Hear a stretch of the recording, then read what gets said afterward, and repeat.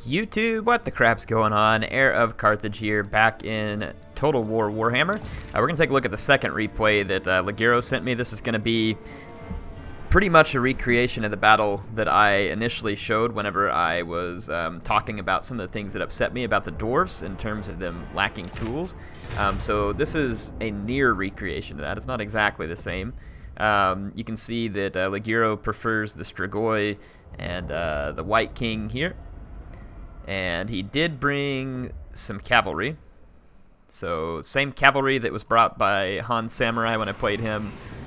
He only brought the standard Mortis engine, not the Claw of Nagash, and he threw in some Cairn Wraiths, which I think are a decent pick versus the dwarves. He's got several bats, and then you'll notice though that one thing the dwarf player is going to do different is, unlike me when I played the battle, I came out here basically and I fought right here in the middle of things. The dwarf player is going to deploy where it benefits the most, which is up here on this hill and in the woods. So it'll slow down charges from the vampires, gives them a defensive position on the high ground, gives them time to try and use their cannon to get effect. So let's take a look at the differences in the dwarf army that was picked here versus the one that I picked. He has Thorgrim for the melee and leadership boost. He's got 2 gyrocopters, which I think are a solid pick versus vampires for multiple reasons. He's got 2 quarrelers, also a solid pick in my mind. He's rocking 2 runesmiths again. This kind of makes sense because you can get 2 runes of negation. And in a tight ball like this, it'll affect all your units, and you can use it more often, so that can be pretty handy. Now, the bats are a strong counter to the gyrocopters on open air, but you can always retreat to the cover of your quarrelers. He's got 1 Slayer in the middle of the pack to keep it from getting charged, but allowing it to deliver some anti-large bonus if necessary. And if they raise up like a unit of Crypt Horrors or something right in the center, then that can be a good counter. Say it's not a perfect counter, but it can help. Anyway, so Dwarf Army is a better pick overall, and he's using the I've been calling it a noob box or noob circle. Someone stated that we rename it the Dwarf Circle because it's kind of what they have to use by necessity sometimes. So there you go. They're in a Dwarf Circle. I'm still playing battles every day with the dwarfs. You'll see those spliced in. So one thing that I want to go ahead and note here, not all of those battles are going to be great. Sometimes when I play quick battle, I play better than others. Sometimes I'm focused. Sometimes I'm just chilling, having fun, or I just get confused or airheaded or whatever. Every time I play it, I don't play super try hard. Yeah, so I make mistakes, all that kind of stuff, so just be ready for it. But in any case, I'll show you the battles I'm playing just to see how it goes, and you'll be able to see the mistakes that I make versus maybe some of the things about the dwarfs that just stink. So a lot of people, when I made the first video, really focused in on the mistakes that I made, and I admitted in that video I made a lot of mistakes, but the purpose of the video wasn't to talk about what I did right versus what I did wrong. It does matter. How you play the dwarfs does matter, and that's what these videos are all about. But these videos are also going to demonstrate that no matter how you play the dwarfs, they definitely have certain weaknesses, and it's really weird to me that people will get so quickly distracted from the fact that dwarves really do suck in online gameplay because they're busy ripping apart the way that I played the battle. And that's pretty easy to do, to be honest. I make it pretty easy on you all if you're wanting to tear me apart, because I'm not really a great Total War player, especially when it comes to multiplayer. I'm pretty mediocre. I think a lot of people think that because they see a lot of battles where I win, that makes me really good. No, not necessarily. In fact, not at all, really.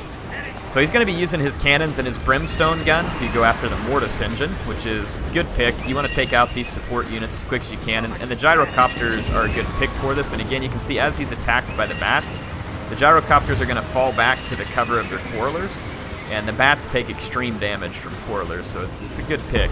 The bats are going to stick around over here by Strigoi and the Mortis engine so they can heal up a little bit too.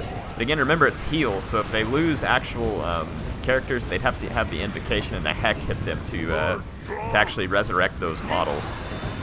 So the bats are taking some fire. The Varix Reavers and the Black Knights are waiting for an opportunity. You'll notice that the dwarf in his circle is deployed in extremely thick blocks.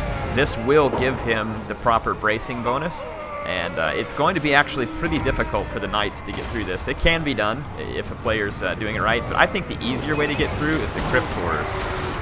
Once they hit this main line, they'll start tearing into the infantry, and see how they start tossing the dwarfs around? In my mind, it's not even the cavalry that needs to punch through. I like using the cryptors to do it when I play vampires against the dwarfs. As soon as you knock this line apart like this, you can just pull your cryptors through and get to the juicy skirmishers within. White King's up here. The Mortis engine is under the Invocation to Heck, but it's probably going to drop. You can see here that a unit of cryptors, this is another danger that the dwarfs have a very hard time stopping. They raise these cryptors right in the middle of their quarrelers. This is a great move. Yes, there's a Slayer unit here, but it's not going to insta-kill any of these cryptors. They're going to get some damage done. Slayers are good versus large, but they're not ridiculously good versus large.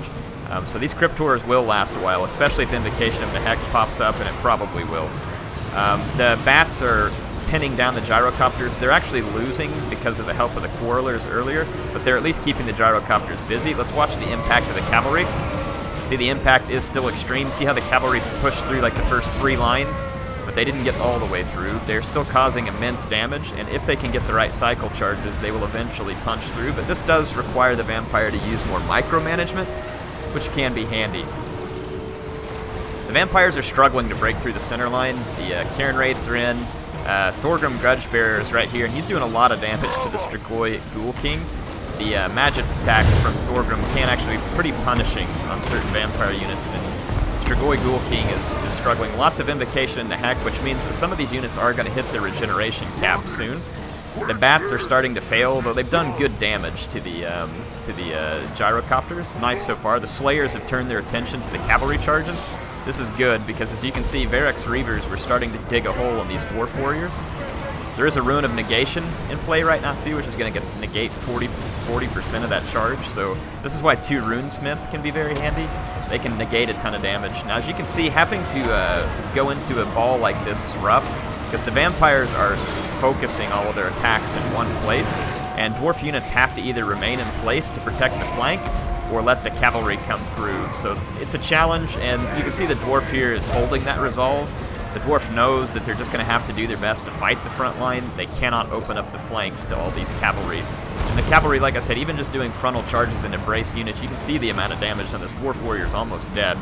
But now that the Slayers are assisting in this fight, you can see a lot of damage done to the Black Knights. As long as the Slayers aren't the one taking the charge, then you'll be alright. So right now, the bombs are dropping on the gyrocopters. They were saved and dropped onto these blobs. And it's been pointed out to me, and it's correct, so I want to pass this tip along. When you're controlling the gyrocopters and you want to drop bombs, select the unit, like kind of using the drag or click, and then Alt, left click, drag it on top of the units where you want to go. That way it doesn't issue an attack order, and you can get it positioned perfectly above the enemies that you want to bomb. And the bombs are actually extremely damaging. Saving them for the right moment in the infantry engagement makes the gyrocopters that much more effective. You can see Ghoul King's in trouble now. He cannot regenerate anymore. So at this point, the dwarfs are actually outlasting the vampires. Their position in the forest was very advantageous. The Slayers have helped drive back the cavalry, and I want to say that Legiro, he was controlling these cavalry. He said that he was struggling to do it right, but the Slayers here are going to really punish him for that because they can dish some anti-large damage now that this cavalry is damaged, especially.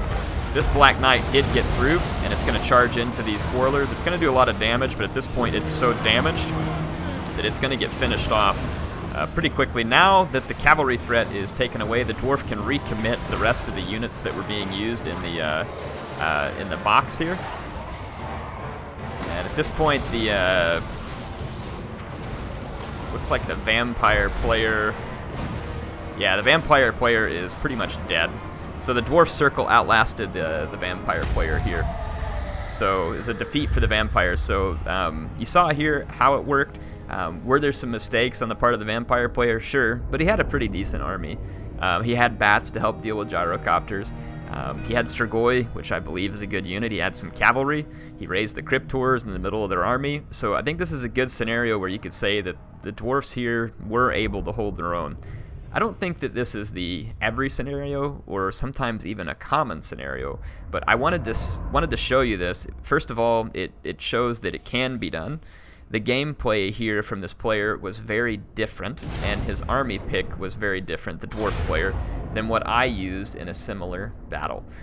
This does not mean you're going to win this every time, but you can see that by a different army pick with different type of support, so Thorgrim for the extra attack and his magical damage, 2 runesmiths for all the extra buffs that they bring, cheap infantry, couple of longbeards to support the morale of this cheap infantry, slayers in the middle for the anti-large, gyrocopters so that he has the mobility. And look, 50 kills on the gyrocopters is no small thing. That's pretty good. Some of them were bats, but also some of that damage was done when they dropped the bombs. The cannon picked up an XP chevron, so that means that it got some pretty serious damage done too. That would have been the work on the Mortis engine probably. So this was an interesting one. Appreciate Legiro sending this in, and China Dragon playing with him as well. There's one more that they sent me, and I'll show you that as well.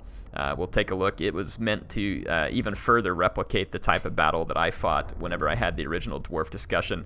Tell me what you think in the comments. Like I said, appreciate this being sent in. Appreciate the comments that you're doing on this dwarf week, as I am the bearded Stuntie this week. Having some pretty good times with it. Appreciate MSI for sponsoring this build. Appreciate you, my awesome viewer, for always coming back. And if you want to help me out, I'll tell you what really helps me, first of all, is you having watched this, which I appreciate. But if you want to help me out further and support me, it always helps if you subscribe. If you like the video, feel free to like it. I'm not telling you you have to, but if you do, those are the kind of things that help support me. I love making this content for you, and I hope you're enjoying it.